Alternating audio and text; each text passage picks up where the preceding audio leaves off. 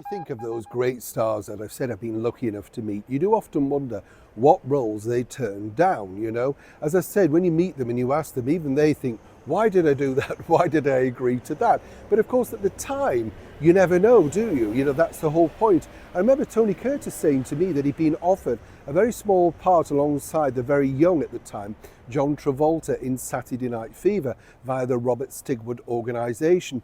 And he said, it wasn't really much of a part, and his head was that he was a superstar. And now when he said as he was older, he looked back and thought, why did I do that, But of course, hindsight's a wonderful thing, isn't it?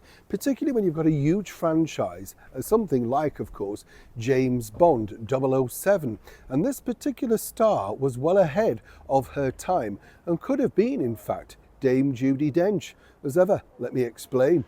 Hi, good to see you today. Thank you so much for your time. Lovely to have your company. Lovely, luscious green, isn't it, behind me? A wonderful spot here. I do like it. It's very tranquil. And you often see people just sitting here in the benches, and I join them. Yes, with my flask, obviously. But it's nice, isn't it, just to get away from the hustle and bustle of the life, as it were, and just sit down and contemplate things. Even if you're just drifting off, there's nothing wrong with it. Don't feel bad if you're having that nap. Not now. No, not now. You don't need to drift off now, but you know what I mean? If I'm pulling your leg, you know that. But if you have that nap, people always laugh at you when you get a bit older and they say, oh, he's dropped off. And you think there's nothing wrong with it. If you feel your eyes are tired and you just want to revitalize yourself, what's wrong with that? Someone who wanted to revitalize the whole franchise way back in the early 80s of 007 was the original producer, Harry Saltzman. Now, Harry Saltzman was a fascinating man, as we know, alongside Cubby Broccoli. They created the franchise that was 007, all thanks to the wonderful books from Ian Fleming. But by the early 80s, Harry Saltzman had really sold his controlling interest in 007, and now he was residing on the top of the Gielgud Theatre in a small office. Now it was called the Globe in those days. I've been up there. That office, tiny, right at the top of the dome, used to be the office of the theatrical producer H.M. Tennant, who was very, very prolific in the 1940s, 50s and early 60s. Then he fell out of favour and sold the controlling interest to Harry Saltzman. Now, Harry had decided to become something of a theatrical producer, attempting all sorts of things on Broadway and in the West End. His idea, you see, was to take a fabulous screenplay, test it out as a play, and then if that worked, turn it into a film.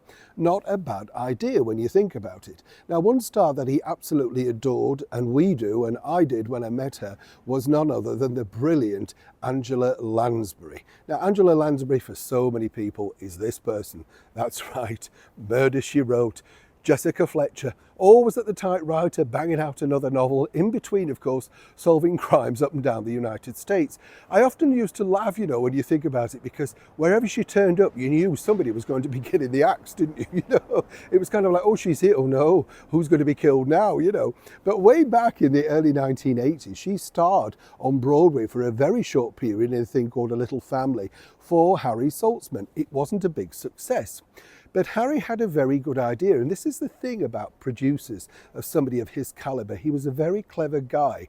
Apparently on the Bond sets, he could visualize the explosions, the gadgets, all that sort of stuff, and then had to try and tell it to the producers and the marketing team. Sometimes they didn't like his ideas, some they did take on. This particular one, sadly, they decided not to take on, simply because they couldn't see it. You see, as we now know, later on in this series, M was played by the delightful and very talented Dame Judi Dench. A bit of a first having the woman in the role, groundbreaking, as they say, glass ceiling, all that sort of stuff.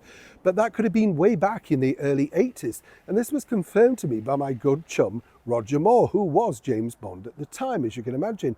Now, what was interesting was he went to them and said, look, she's very good.